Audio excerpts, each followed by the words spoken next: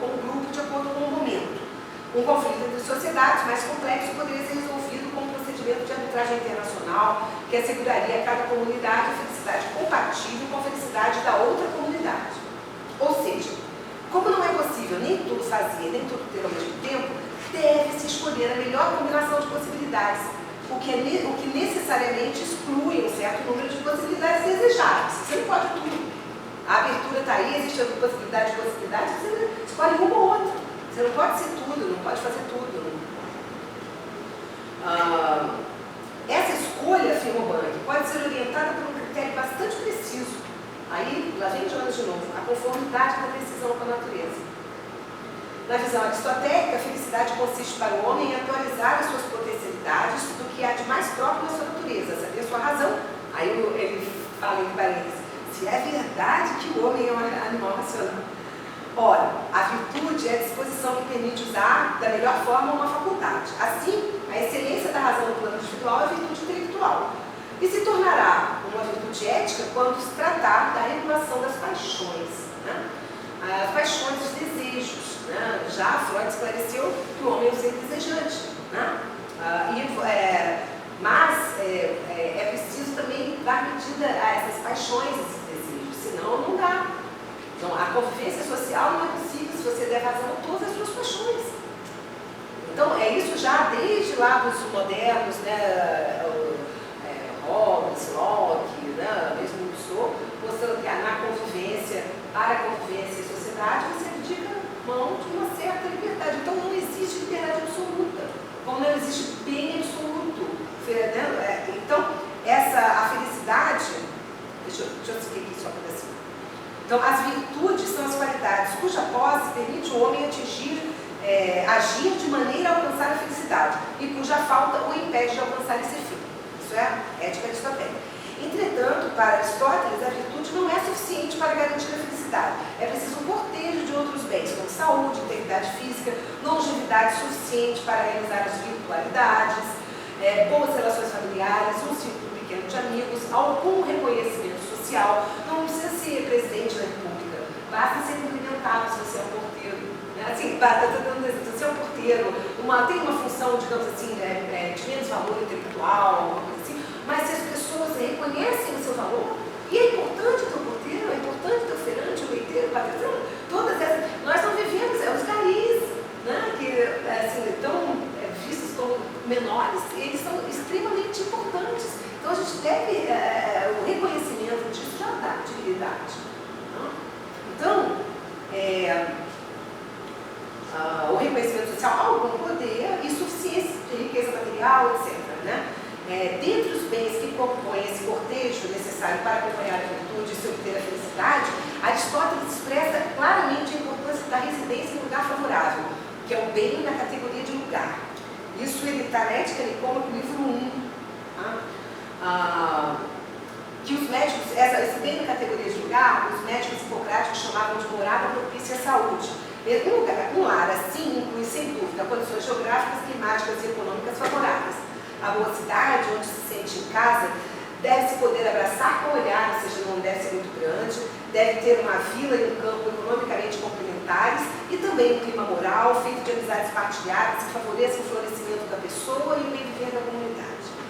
As condições ambientais não dependem exclusivamente de nós, mas Aristóteles se esforça para reduzir a parte aleatória na organização da vida por meio da virtude moral, que permite suportar com retidão as vicissitudes que acontecem no desenrolar da vida, bem como tirar o melhor de cada situação, mesmo as mais desfavoráveis. Então, uma citação de Aristóteles aqui também, da Ética Nicômaco, livro 1:11. O homem virtuoso é semelhante ao general, que estava na guerra, naquela situação dramática, mas ele utiliza as forças que ele tem no seu exército, suas forças disponíveis, da maneira mais eficaz. Isso é ser virtuoso, naquela situação que só tem problema ele tirar o melhor proveito. Ou, daí ele dá outro exemplo, Aristóteles, esses exemplos são de Aristóteles. Um bom sapateiro que do couro que lhe é confiado faz os melhores sapatos possíveis. Então, isso é um homem virtuoso, que de alguma coisa ele tira o melhor proveito, qualquer que seja a situação, mesmo a pior situação. Então, a escolha virtuosa, ela otimiza a relação do homem com a natureza e torna o homem disposto à realização legítimos, sem que a natureza seja reduzida à qualidade de meio. Isso que o projeto legítimo do homem, a ação legítima do homem, não reduziria a natureza nem o outro homem ao simples meio. Na perspectiva aristotélica, a finalidade imanente da natureza pode se realizar ou não. Isso vale para a natureza humana. Aristóteles, esse livro do Bank, naturalmente, mostra que na teleologia há um conceito que é o conceito de risco, né, que é um conceito que é teleológico. Assim, você age para alcançar uma finalidade, mas isso pode acontecer ou não. Isso acontece na natureza. Você tem uma goiabeira, aí tem várias goiabas lindas, aí sai uma toda troncha. Aqui é um erro da natureza. Não? Você a gente engravida e pode ter um filho com deformidades, se compatíveis com a filha. Isso é um erro da natureza. Então, mesmo esse conceito teleológico de risco, que estaria mais para as ações humanas, Aristóteles e Holbach mostram que eles existem, esse conceito de risco também existe na natureza, ou seja, a natureza pode ou não realizar as suas funcionalidades. Tá? Depende ali das circunstâncias e de modificações que possam ocorrer no interior desses seres. Bom, essa concepção se opõe à necessidade que são atribuídas às leis naturais. Mas o Bank assevera que o determinismo só é válido em sequências físicas isoladas. Né? Quando se trata de realidades mais complexas como a dos seres vivos, a multiplicidade de determinismos que estão em jogo e a impossibilidade de conhecê-los adequadamente em si mesmos e em suas interações com os outros deixam um grande espaço para a imprevisibilidade. Ou seja, hoje nós temos certeza de que nós não temos a menor ideia de qual será o mundo daqui a 5 anos. Na época de Aristóteles, na época dos medievais, o pai tinha certeza de como seria, que a vida do seu filho, do seu neto, seria mais ou menos como a sua. Ou seja, naquela época, as mudanças sociais eram muito menores, então você tinha uma ideia de como seria a vida do seu filho e do seu neto. Hoje, nós não temos ideia do que vai acontecer daqui a 5 anos. Como vai estar a sociedade. Há 20 anos atrás, ninguém imaginava ter celular, internet no celular, enfim, por exemplo. Então, assim também é para a biosfera, essa imprevisibilidade, né, da qual o homem precisa para viver. Uma vez rompidos os equilíbrios ecológicos, é muito difícil recuperá-los, talvez impossível, né? Por não ser possível dominar todos os fatores causais que asseguram aquele equilíbrio. A análise de Holbach, então, introduz a noção teleológica de risco até mesmo nos processos naturais. A natureza produz desvios e deformidades e pode, de certa forma, se deixar desnaturar, e assim não ser mais adequada ao seu próprio conceito. Esse risco existe primeiro na natureza, ela mesma, e depois para o próprio homem, constituindo para o homem uma responsabilidade em relação à natureza. Tá? Então aqui, com outras palavras, o Holbach também defende a preservação da autenticidade dos seres, não só do homem, o Jonas fala da autenticidade do homem, mas que a gente pode estender a todos os seres. O Holbach então afirma que na medida que o homem é um ser racional e consciente, ele tem a função ela mesma de deixar a natureza realizar suas virtualidades nele, o homem, e fora dele, ou seja, no ambiente. E, eventualmente, de ajudar a natureza a realizar essas virtualidades. Tá? Como o caso de um viticultor, né? Que esse ajudar a natureza à maneira de um viticultor, que pelos cuidados que dispensa a sua vinha, ajuda essa vinha a dar o melhor que ela poderia naturalmente dar. O que ela talvez não desse sem a sua cultura, né? sem a dedicação, sem o cuidado humano. Então, o cuidado humano na técnica antiga, em relação à natureza, visava talvez preservar e melhorar a natureza, cuidar daquela árvore para que ela dê os melhores frutos. É isso que fazem as vinícolas, né? Cuidam das vinhas para que elas deem as melhores uvas. Então, a técnica pré-moderna não alterava o ambiente, mas com ela o homem ajudava a natureza a realizar suas potencialidades. Muito diferentemente, a técnica moderna provoca a natureza e quer dominá-la, instrumentalizá-la para a satisfação das necessidades e desejos do homem. Tá? Necessidade e desejo não é a mesma coisa, não é a mesma coisa. Necessidade está relacionada com a manutenção da vida biológica, comer, respirar, dormir, vestir, beber água, etc. Então, a satisfação de necessidades causa prazer também. Mas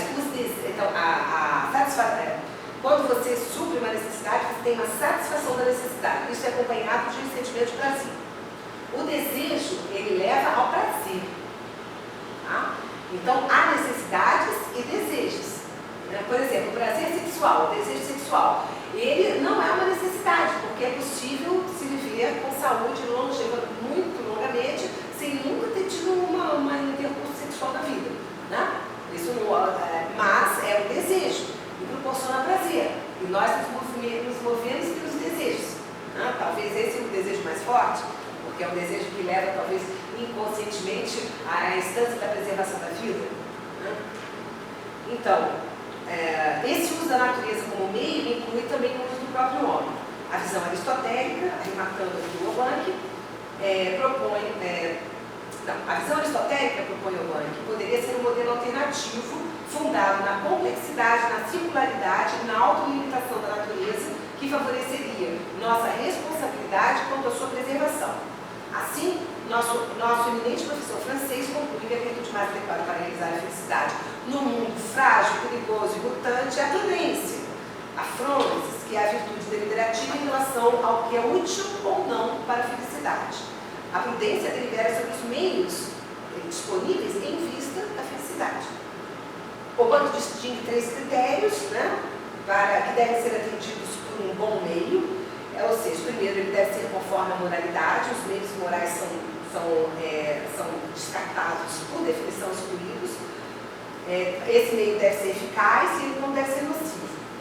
Esses critérios apresentam dificuldade crescente. Para satisfazer esse último de não ser nocivo, é preciso calcular as consequências, daí o saber como dever. Ou seja, devemos considerar o fato de que os meios possuem uma causalidade eficiente própria, que não leva necessariamente ao efeito procurado. Assim, um médico pode fazer uma cirurgia querendo salvar o paciente morrer.